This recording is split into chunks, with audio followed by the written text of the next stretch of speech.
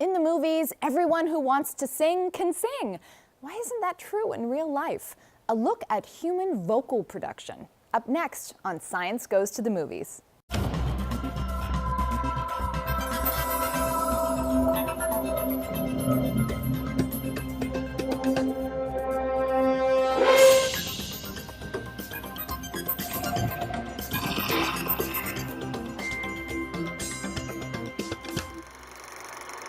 Welcome to Science Goes to the Movies, a look at the stories of science and how they change our culture. I'm Faith Saley, and welcome to our fabulous new set created just for my guest, Professor Dr. Edith Wiens. After a prestigious career singing on the world stage in opera and concert with distinguished conductors and leading world orchestras, Dr. Wiens now teaches at the Juilliard School. Welcome. Lucky me, don't you think? Lucky us. Thank you all for being here and bringing your piano. Movies about the joys of singing abound. In the delightful fantasy Sing, even the pigs and gorillas are doing it. Come, my lady, you're my butterfly, sugar, baby. Darling, stay with me. Wow! Everyone in the movies can sing, and they just seem to do it magically by opening their mouths, as if the desire to create something amazing and beautiful is enough. In fact, vocal production is a science, and singers train hard for years to make and control beautiful notes. We're going to look at opera, one of the most intense vocal production arts in the world. So Edith, how does the human body produce such beautiful music from our mouths? It requires multitasking. And that, I think, is why kids have to study so long to get it right. There is one thing that ties it all together, and without which nothing would function. And that is a singer's low, good breath. It's different than a normal person. A normal person, you'll feel how the chest will rise and sink as you breathe. And yet actors know it, dancers know it, singers know it. It is a low breath. And I'd love, having the luck of having some students with me, I'd like Angela Valona to tell us about how, here you are, about how she breathes, just to see how does a singer who's actually doing it right now talk about breath. Let's see. Well, as Edith had said, most people breathe up in the top of their chest, which actually creates a lot of tension when you breathe just in the top. So as a singer, it's very low, very circular breath that wraps 360 degrees around your torso. You start in the lower back, breathing deep, wrapping around, allowing your diaphragm to relax low, which allows you to fill the full capacity of your lungs with air, so you can use it to your best ability. So the idea of being open in your body when you sing, that's crucial. I'm wondering if we could have a look at one of the pictures of the placement. Let's see, where is that?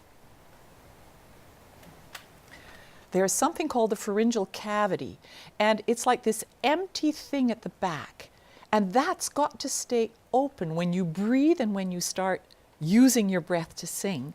If that gets filled up with tongue or gets cramped by a tight neck, you don't stand a chance of making any kind of sound you want to keep. So in a way, the breath is also responsible for a higher placement. Now, describe it how it feels when you're actually doing it. Sure. As far as placement goes, when you breathe correctly, you'll actually have the sensation of cool air coming through your mouth and over the arching of your tongue, which shows you that your tongue is high, it's out of your throat, it's creating space for you to create the beautiful sound that you want.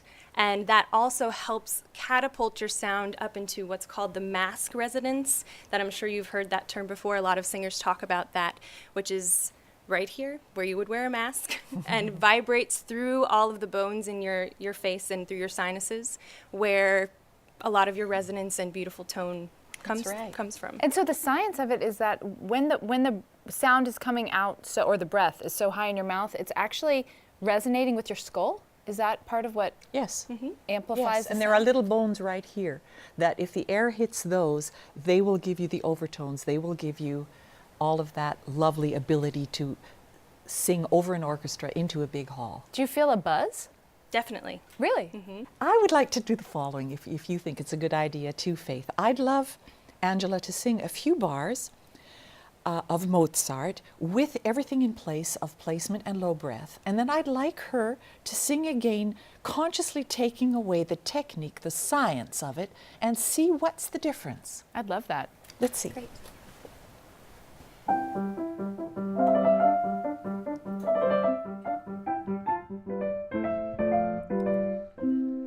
Giunse al fine il momento che godrò senza affanno in braccio ai lido il mio.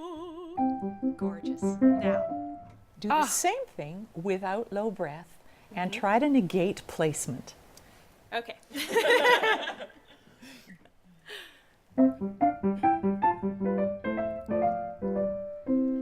Giunse al fine il momento che godrò senza affanno. It's really hard to do. Wait, hold on. Did that sound bad to you? Horrible. Wait, there's something wrong with my hearing. That was still like, when's she gonna get to the bad part? That was Still. So what did you hear? I mean, I guess it sounded a little thinner, and you did not look like you were enjoying yourself. It's funny, when you practice so long trying to do things correctly, when you have to do it wrong, it's almost like I'm choking on my own tongue. Yeah. And everything feels very cramped and collapsed because I didn't start the correct way. And Angela would not have been able to finish this aria in a relaxed way had she continued singing that way. That is also part of our career goal, is to have longevity. And that's why we spend so much time thinking about the technical side of things, because it won't happen if we are pressing down on the larynx, or if we're pushing, or if we're You'll damage You'll your so- instrument. Yes, exactly right. What else do we have to think about other than the position and the low breath? Well, we can't ignore the fact that we actually make sound right here with our vocal folds.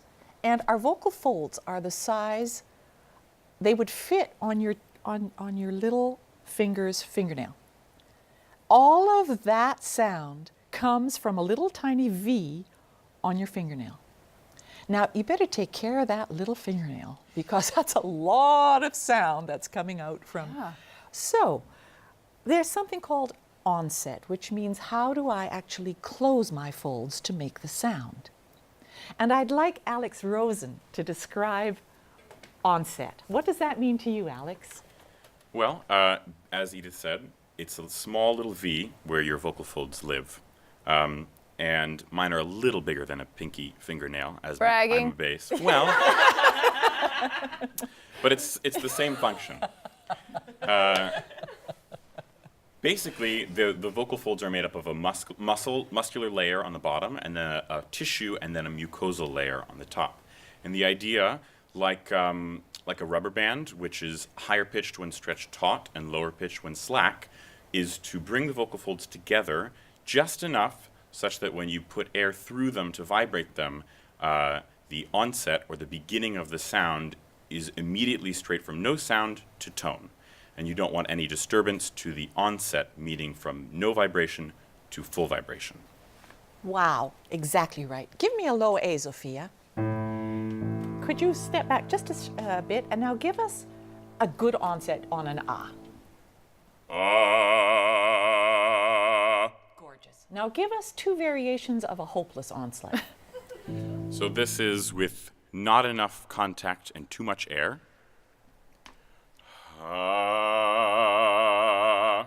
Did you hear the vibrato get wider? Yeah. Over a longer time, not a good idea. And then not enough air and too much contact.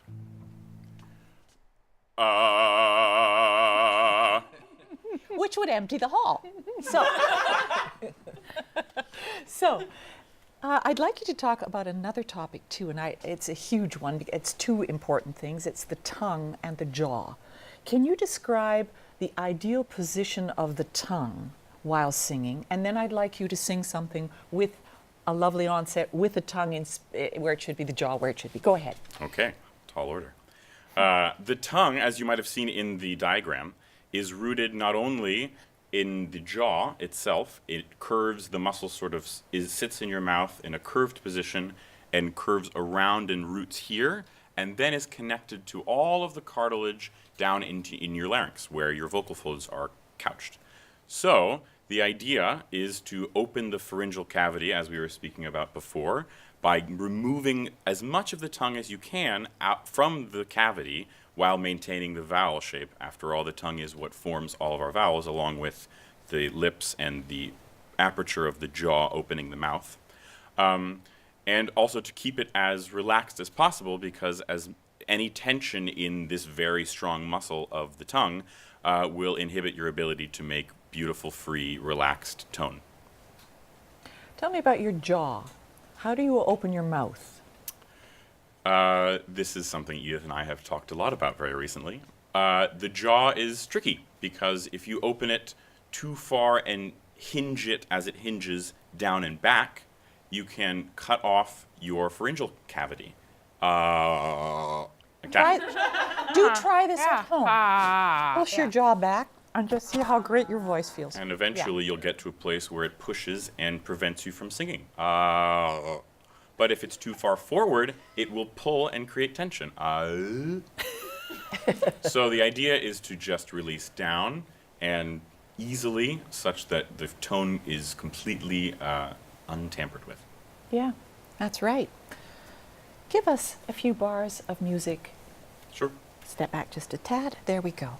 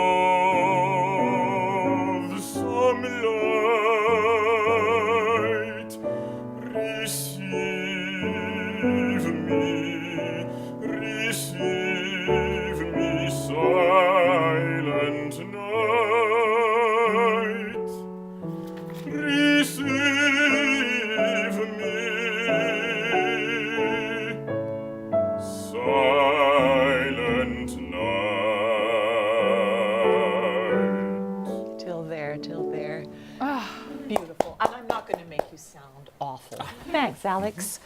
Moving on to something that is slightly more nebulous. And yet, every singer of worth will talk about low breath, position, onset, and without fail, passagio. However, there is no book written that I know of, and please, if you know the chapter of a book, I will get the email and send me. No one speaks exactly in passagio what we do. We say we are narrowing something. We say there is a low boil, the breath is treated differently. But what it is, and passagio Avery is going to tell us about. Is it the Italian word for passage? Perfect. Okay. Exactly. So it's the passage from singing in your speaking range to singing in a high range. So you've got to do something to make your folds want to stretch. Because when they're in that normal range, they're not as stretched. Here, I'm stealing your thunder. Tell us about it. Well, I think exactly. You said passagio is passage. So if you think of the human voice as a long road, from the basses to the sopranos at the top, what makes them sound different is the pitches and the overtones that are lessening as you go up to the top. So if you think of passagio as roads that are kind of veering off, but there's another equally placed, like two pieces of a puzzle, you know? And you're walking on this road and it's getting thinner and thinner and you have to step on the other side of the road until then you're on this one, as you're going through your vocal range. So when I was a kid singing, doing musical theater, tell me if I'm on the right track here. We used to call it belting, your belt voice, that came from like your throat, like your singing voice, and then they call it your head voice. Mm-hmm. And we had to learn to flip to make that a smooth transition into your into the voice that you all use beautifully from the voice that you can use when you're just kind of like yelling. Is that passagio? Kind of. I think the difference between, I'm not a musical theater singer, so I don't really know, but I think the difference is that musical theater singers tend to drive the chest voice up. So instead of switching over earlier, they bring it up into like the middle and then to the point where they no longer can and must, or unless they're looking for a softer texture, and then they switch over into their head voice. But that is a very obvious switch that we're hearing in musical theater. You're hearing chest voice, belting, and then, soft head voice. Our goal is to make it totally seamless, that you don't hear any break. It just sounds like one thing, when in fact it is actually carefully navigated. I love this because I have never talked to you about two roads, and I'm thinking, what a great picture. I was trying to think about how am I going to describe this. What are you doing in your body? So what do you do in your body to facilitate that jump onto the next track? Yeah.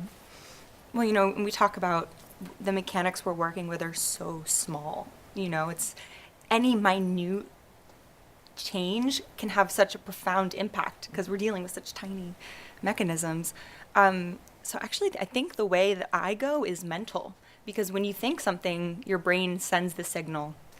Edith taught me about the tilt. So when I'm moving through onto another road, I think about this. And that's like a gentle, I wouldn't say I push my throat forward or anything, but I keep it in my mind, and then it happens. And there's a very big difference if I'm not thinking about it, So coupled with a low Yes. body, and the body has to feel even more excited. It has to have a double energy as you go through the passage zone, zona di passaggio. That's where you need a lot of energy. But is the so I understand the passagio, the passage zone. Is it around increasing in pitch? Is that, when do you enter the passage zone? Every voice will have a different passaggio. Avery, your passaggio, usually a fourth apart, is between like A to D. A to D. Yeah. Now, I would like you to show us good passaggio. Let's go from E to E, and when you hit the fourth note A, you're going to go into passaggio and just sing as you would. Sing the scale. And then I'm going to have you demonstrate what would happen if you would think of not changing anything, just being natural. Let's see. So, a scale. Yeah.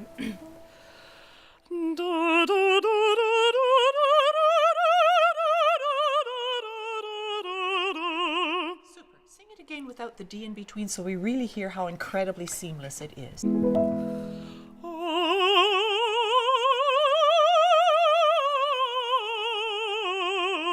That's beautiful, Avery. Now, sing not thinking that you're going to honor a thought of passaggio in any moment. You're just going to see what comes out.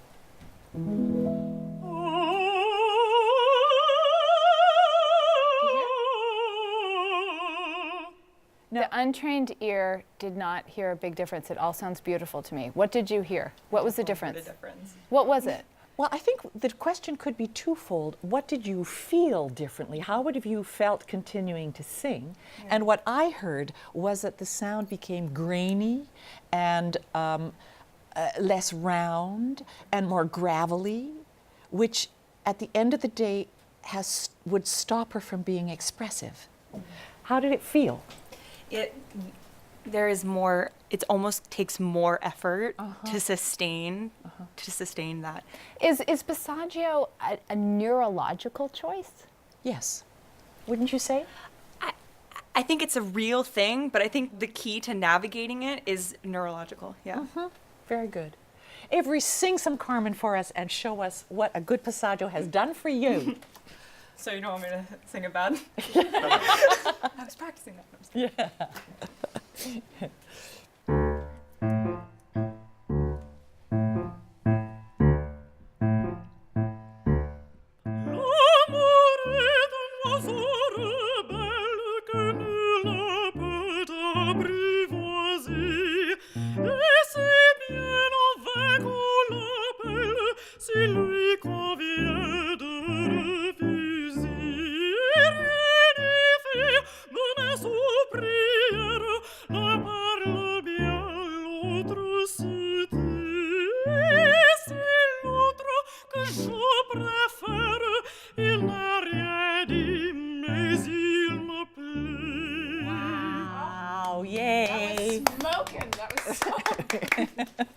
Thanks, Avery. Pleasure. Everything we've talked about, every single singer and every singer at home would be able to say, yes, this is how I do that, this is how I do that. This is not just high sopranos or low mezzi or whatever. This is every singer needs to think about these ideas.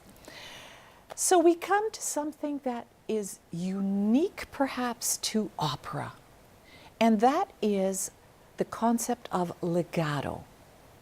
Now, Virginie, I'd love you to tell us what is legato? What do we as opera singers do that other people won't? Well, to start, legato comes from legare. In Italian, legare means to tie together, to connect. So I think as an opera singer, my ultimate goal is to achieve a perfect legato. And to achieve that, I need everything that everybody spoke about before. For example, regarding language. In Italian, in French, it's mostly about the vowels. So the consonants might disturb the flow and your legato if you don't do them right, which is most often late and clear. So you can sing on the vowels. But a language like German, which I learned mostly with my teacher, Edith Wiens, you also sing a lot on the consonants. And the consonants need to be vibrated. So they take sometimes more time than the vowels. And all of this will participate to a very good legato. I love that answer. Thanks, Virginie. To me, also, legato is like a precondition for then connecting to the audience. Because something happens to us if someone is really singing in this legato. That's why people love opera. Sing it without legato. Really try to be as choppy as you can.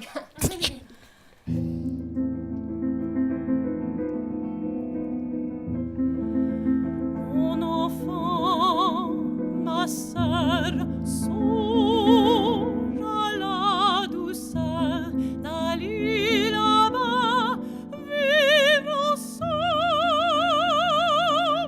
I have to admit that's still pretty damn good. As long as you say it.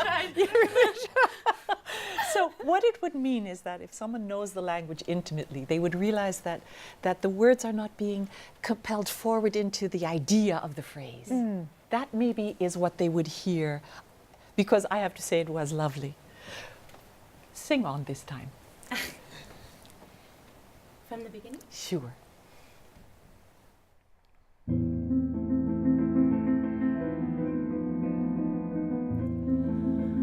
Mon enfant, ma sœur, songe à la douceur d'aller là-bas, vivre ensemble,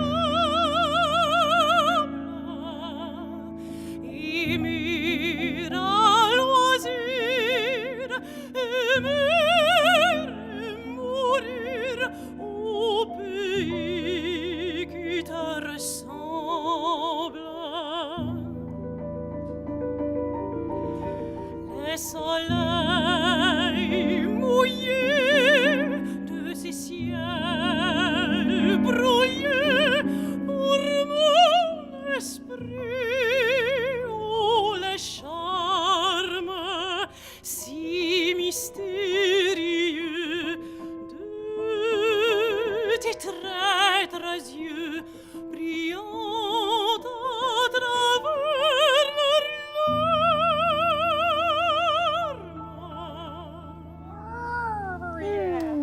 And thanks, Virginie. Merci, Virginie. You know, the amazing thing is that at the end of the day, if we would say our singing is a big TV screen, all that we've talked about would be the tiny ticker tape that's happening at the bottom of the screen, because emotion and finding your inner truth and telling that truth, that's the screen. That's why we do this. That's why we spend our time looking. And these are kids who are doing this daily, looking, searching for this. It sounds like it's a very generous thing to do, to take take your body and use it to, connect with your truth and then spread it out there to thousands of people in a live situation. So once you have this science down, all these, the technicalities are astonishing to me. Is that when the magic happens? That's when it starts. That's when it starts. And how often, when you're singing, after studying for years, does this just become muscle memory and you absorb it on a cellular level and you don't have to think all the time about the technicalities, or you're always thinking of the science? Well, I think the relationship I spoke of, that little tiny bit of consciousness underneath the emotional. A friend of mine at Juilliard, Stephen Wadsworth, has a lovely way of saying it. He says, all of these technical things, they're in the back seat, and emotion is driving the car. And I think that is what this is about. The ability to drive the car in a way that no one's going to know that you actually had to take lessons to do it. Well, I'm so grateful you were all here. Would you like to drive the car out of here? Would you like to sing us out? Well, no. All right, then I'll do it. I just can't sing this. I'm way too self-conscious now, you guys. Hold on, let me take a deep breath. All right, here we go. This is all we have time for. That's the best I can do. And here's Sophia sing. There we go. Thank you. Whatever we can't fit into this half hour, we'll share on our Science Goes to the Movies Facebook page. And if you want to watch past episodes, sing along with them, check us out at www.cuny.tv under the Science tab, or download our app to keep up with everything related to Science Goes to the Movies, all in one place.